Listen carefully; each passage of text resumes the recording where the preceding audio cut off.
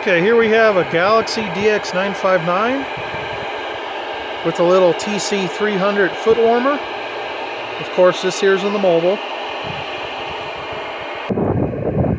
And I got a little Tram 3500 magnet mount. Okay, and here's a test of the SWR. Go ahead and flip that again. There it is set. Go ahead and flip it to the... And that is the SWR reading, which is very low, about 1.1. That's with the amp on and the radio running.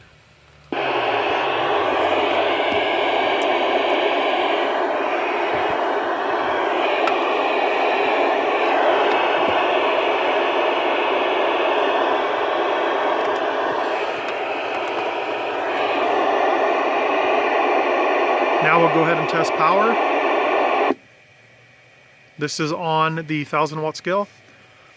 Hello, audio, audio. Hello, hello, audio, audio.